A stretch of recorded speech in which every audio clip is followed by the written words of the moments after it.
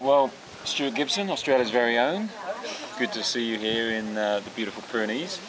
And wouldn't mind you just give a quick update on a couple of things for the guys from Ultra168 back home. Firstly, what's your impressions of the way that Salomon have approached this trail running movement that's about to happen around Australia and probably a bit more mature around the world?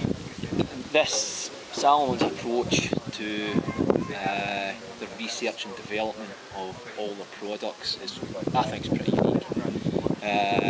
Different approach to North Face and other brands.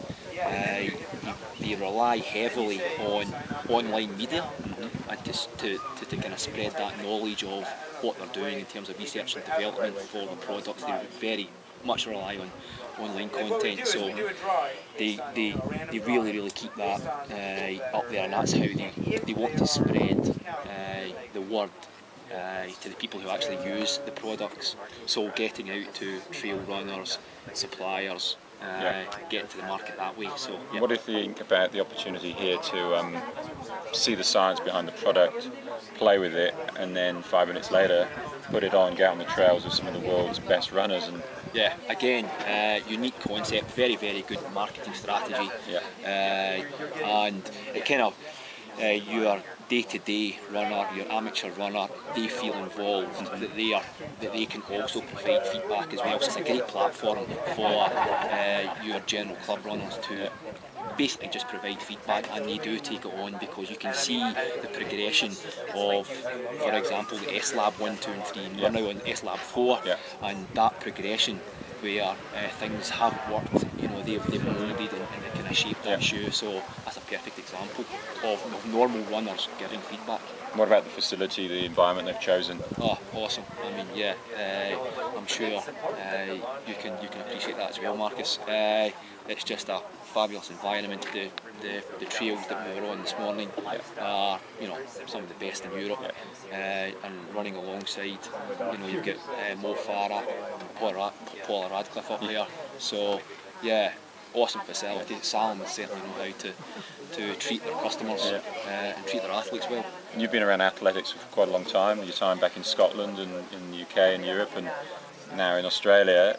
Is trail running learning anything new from the sort of disciplines that have come from the more traditional athletic pursuits that you've done over the years?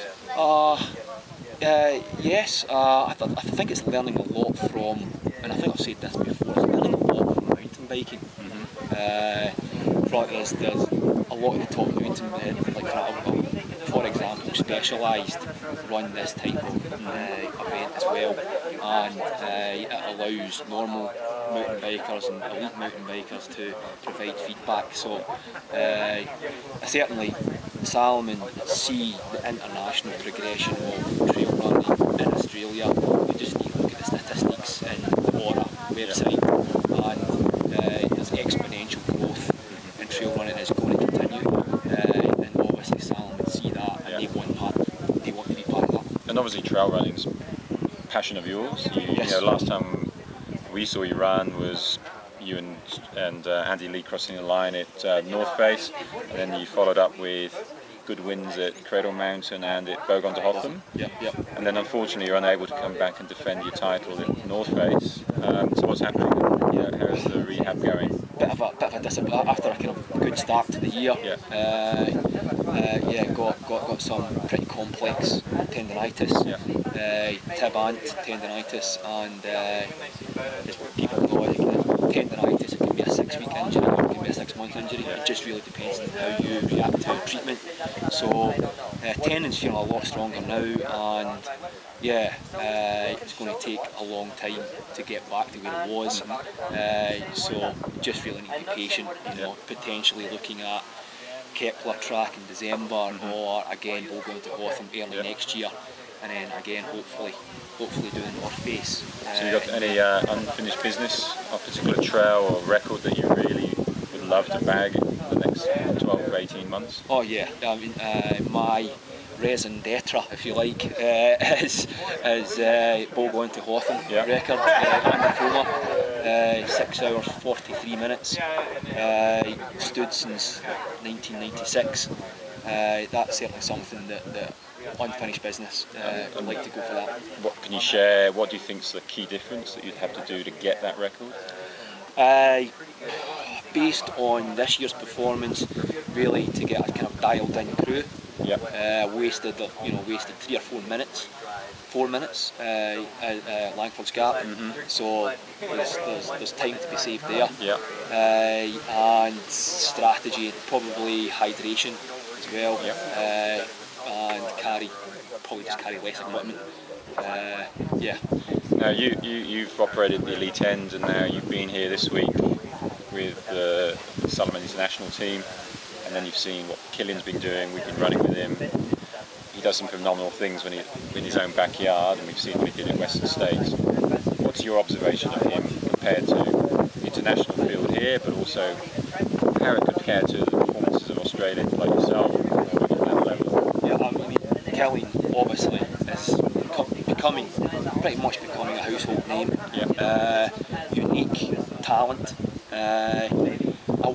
I wouldn't call, and this might be controversial, I wouldn't call him a legend. Yeah, people overuse that word.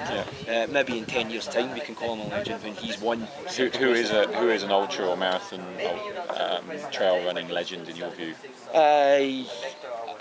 Andy Comer, for instance, Yep. would be an Australian based legend. Scott Urick is up there in terms of legendary status. Yeah. But yeah, I think I was talking last night with you, Marcus, and Andy Cromer during 1995, 1996 won Razorback, Bogong to Hotham, cradle mountain at 6 foot within 3 months, Yeah. which is a phenomenal feat. Yeah. Again, never be repeated. So just going back to the observations of Kilian, what are the 1 or 2 things that you do see that he does do differently to the others? Good question, and I'm really struggling to find an answer.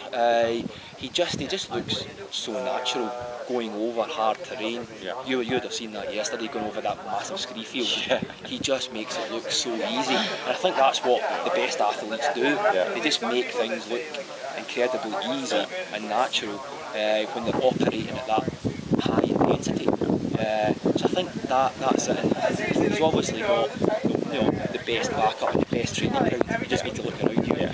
He's got the best advice, and Salomon are obviously doing a fantastic job to over the next 10 years. Yeah. This proof will be whether he maintains this level of intensity, and I'm really interested whether he can maintain 300 miles a year for the next 10 years. Yeah, and I think that's a question we want to be answering over the next couple of days when we sit down with some of the senior Salomon people to see what are their future plans. I know from personal experience of running with him yesterday that I think he put me in the hurt locker and then ran away with the key quite fast because he made that terrain look like it wasn't there, and we had a long day at the office just trying to get back to civilization. So Bit of an epic. yeah, well look, good luck with the recovery. I know you're a sensible guy and you've been following the rehab to the letter. You've been struggling this week not to get out on those trails, but it's definitely something you've followed your plan, and love to see you at Kepler. A lot of Aussies are going to be targeting that race this year, and fantastic to have an observation of you, how you have a crack at the Bogong to Hotham record. Thanks very much, Marcus. I appreciate that, and good luck to Ultra136. 168. 168. Oh, damn it. So cut that out. You can cut that bit.